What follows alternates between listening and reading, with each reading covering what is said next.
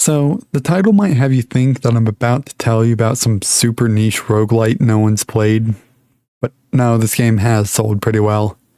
I just feel like it's still less known than it deserves because it's one of the most fun roguelites I've played. Rogue Legacy 2 claims to be what happens if you mash Rogue Legacy and a sequel together, which, after playing for 200 hours, I would say is true. What it doesn't tell you, though, is how much it improved over the first game. Now, some random dude on the internet saying the game's good probably isn't very convincing, so let's talk about why it's good. But first, a quick note. There will be some spoilers, but mostly for things either early in the game or that can appear at any time.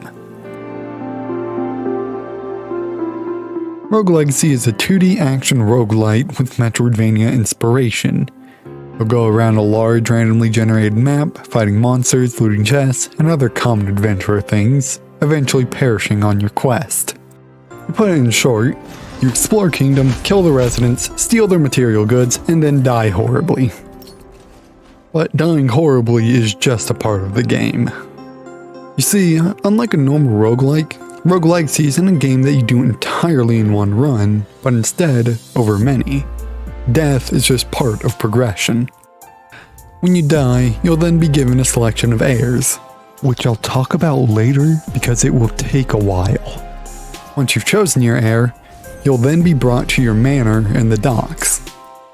At the manor, you can buy a variety of permanent upgrades, such as raising your stats, unlocking new classes, and unique upgrades like re-rolling your heir. On the docks, you can buy equipment, which are also permanent upgrades, but they can be swapped out freely, while manor upgrades can't be changed once bought. The docks are also home to some NPCs, whom you'll get to listen to the lives of in between your kingdom raids. But upgrades and equipment alone don't make a good roguelike.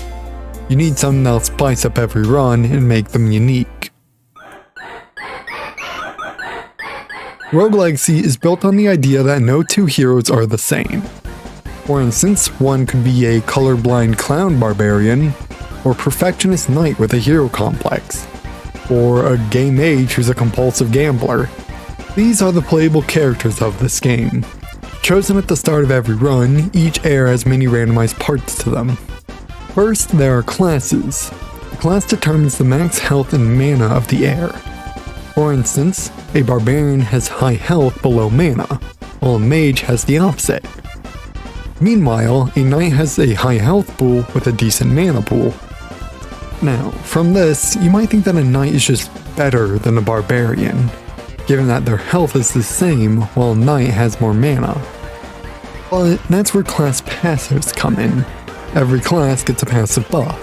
While knights only get a 5% higher chance to crit with weapons, barbarians get a scaling increase to their max health.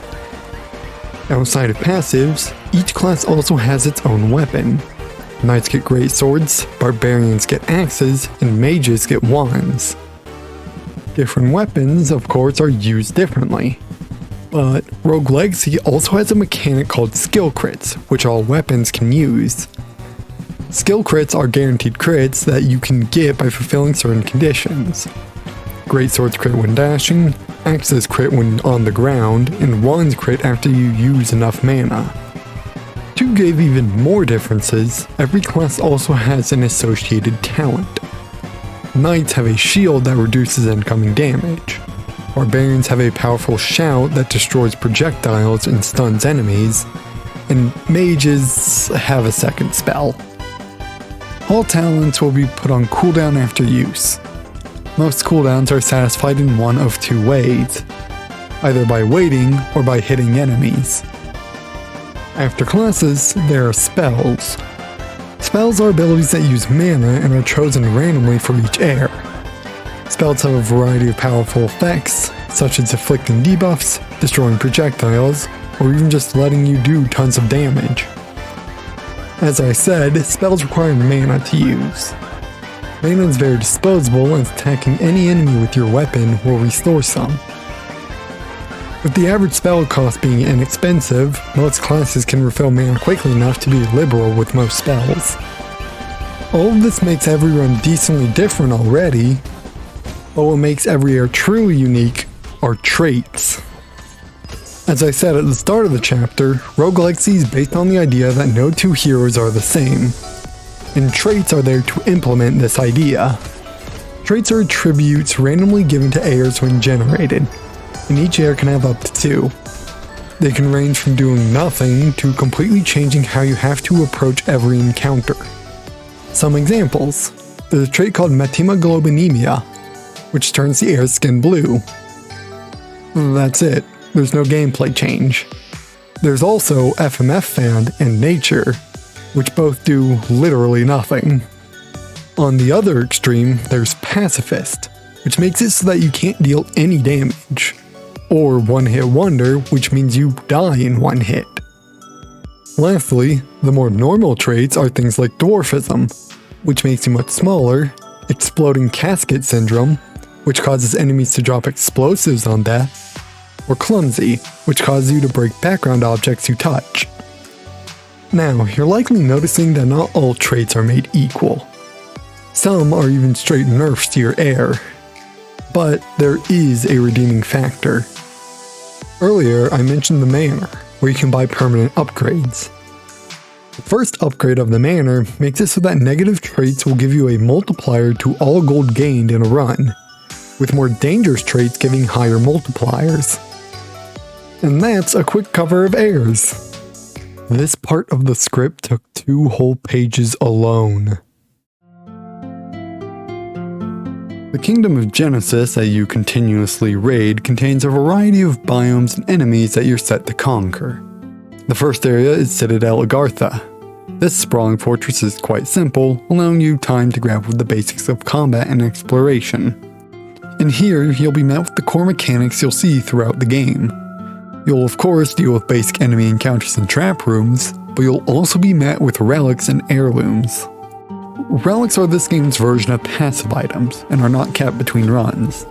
There are 70 relics available, each with an equal chance to appear.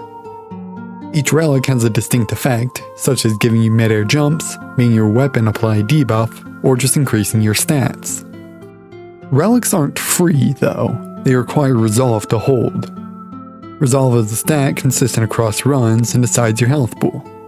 Having resolve at 100 or more will have no effect, but having less than 100 will cause you to lose a percentage of your max health. This means that you are limited in the number of relics you can have, so you'll have to be picky with what you take. Heirlooms, on the other hand, are like upgrades in a metroidvania. They will give you new abilities that allow you to do things you couldn't before. And unlike relics, they are permanent, so you will keep them between runs. Now, before the last chapters, it's about the time I tell you to like the video. Now, before you skip through this, I have something cool I can show you, just hear me out for a sec. You've probably heard some YouTubers say something along the lines of, "It really does help a lot," when asking you to like a video. And I can show you how much interaction really does, because it's probably more than you'd think. If you're not interested, you can skip to the New Game Plus timestamp and continue with the video. Just do like the video, please. For those who are interested, take a look at these 2 graphs. These are my 2 most popular videos. This one is a tutorial for starting Terraria, and this one's about TF2's sniper design. At the time of these screenshots, the Terraria video is a month old, resting at 2,500 views and 100,000 impressions. The sniper video is only 8 days old with 10,000 views and 150,000 impressions. It took the Terraria video 17 days to reach 100,000 impressions, which Sniper matched in only 5, and all of it was because early viewers of the Sniper video engaged in discussion in the comments. So, when people say that interacting with the video really helps, it is an understatement. Additionally, I've heard rumors that YouTube's algorithm now punishes videos if the audience doesn't interact with them. And while this is a rumor, I feel like these stats might support the theory. That's all. Thanks for listening to this. Hope you found it interesting. Now, let's get back to the main topic. Like most roguelikes is designed to have nigh infinite replayability. It has 2 ways that it tries this. The first is threads. basically a form of the classic New Game Plus scaling, where enemies have much higher stats to scale to your increased power. Threads don't just scale enemies though. With higher threads, you can also find new, more powerful equipment. Threads must be unlocked by beating the previous tier, so you have to beat Thread 2 to play Thread 3. But infinite scaling and new equipment aren't very interesting, so threads have a second mechanic to them called burdens. Burdens are extra modifiers that you choose when starting new threads, and you must add an increasing amount of burdens as you enter higher threads. It's basically the same thing as the Pact of Punishment from Hades. Burdens have a range of effects. Some are simple, like making enemies have more health or deal more damage, while others are more interesting, like making the world generate more rooms or randomly making some enemies evolve into stronger variants. But what's more notable are the biome burdens. Every biome has special burdens that change the game a lot more than normal burdens do. Biomes have two each, one that changes enemy spawns to be harder, and one that adds a unique gimmick to the biomes as a whole. While the enemy spawn burdens are always available, the biome gimmick burdens must be unlocked by beating certain thread tiers. But even more notable are boss burdens. Every boss has a unique burden, and they must also be unlocked by beating increasing threads. These burdens will change each boss into a harder prime version, completely changing some fights. Beating these prime bosses will make them drop more resources and give you additional lore for that boss. Also, I try to be impartial in these videos, but I want to mention the prime version of the final boss is a strong contender for the coolest boss fight I've ever seen. While I said that there are two ways that Roguelike attempts infinite replayability, that's only partially true. There are also 3 alternative game modes that are available. The first is Thanatophobia. In this mode, you have 15 lives and you have to beat the entire game with them. However, you cannot play the same class twice, meaning you only get 1 life per class. Next is Thanatophobia. This mode's mostly the same, but it's much harder, as it applies multiple burdens, namely every biome and boss burden. Last is True Rogue. In this mode, the entire game is changed. You only get 1 life, start with a random weapon and talent, and instead of going through the game normally, you're given a random biome to complete with no way to leave. Once you beat the boss, you're brought to a new biome. Once you clear 4 biomes, you're brought to the last area of the normal game to fight the final boss. Because you only have 1 life, you cannot buy upgrades from the manor or docks. So any resources you obtain will instead give you resolve, allowing you to take more relics. To further change things, after killing a boss, you're given an option. Either randomize your weapon, talent, and spell, and in turn increase your damage, health, and resolve, or keep your current build with no bonus. Also, funny story, I procrastinated writing this script quite a bit because I kept playing True Rogue. And that's Rogue Legacy 2, one of my favorite roguelikes. There's still plenty in the game that I haven't mentioned, so don't think I've spoiled everything. There's still one thing I want to mention that I didn't feel fit anywhere else, which is this game's humor. It's hard to really tell you about, so I'll just show off some flavor text from some traits for you to read while I do typical video ending stuff. Thank you for watching. If you're thinking about trying Rogue Legacy, you have to like the video, it's only fair. And maybe subscribe, cause if you watch this far, you clearly like the video, so why not stick around for more?